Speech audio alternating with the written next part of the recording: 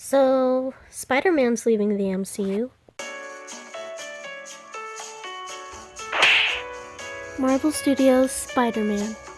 Or should I say Sony Spider-Man, since that's who's gonna be making it now. Sony! Honestly, I think it'll just all go downhill.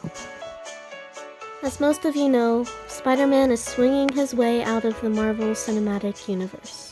Now don't get me wrong, Sony has made their fair share of Spider-Man movies, like Into the Spider-Verse and Spider-Man 2, but Spider-Man is already an established character whose world revolves around the MCU and Tony Stark. The continuity of Tom Holland's Spider-Man is really hard to pull off.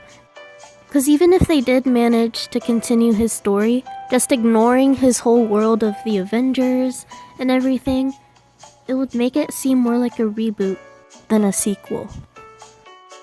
If you don't know why Spider-Man's leaving the MCU, it all started because Disney and Sony were going to renew their deal where it originally was Marvel could have Spider-Man in their films, while Sony could still have creative control. But they failed to come to an agreement. Basically, Disney wanted to make the deal 50-50 split, and Sony said, let's not. So they both lost. Sony loses the MCU characters, and Marvel loses Spider-Man. Though it's gonna be hard to make it successful, I think there's enough loyal fans to keep the franchise going. I am excited to see what they do with that cliffhanger. Oh, and that Happy and May thing? That's not gonna happen. Bum bum bum. Those are her thoughts, those are her thoughts, those are her thoughts on this topic.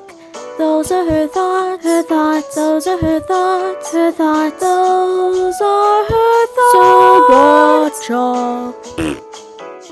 I kind of wanted to see how Peter's friends would react when they realized how much grief he was going through since he actually knew Tony Stark.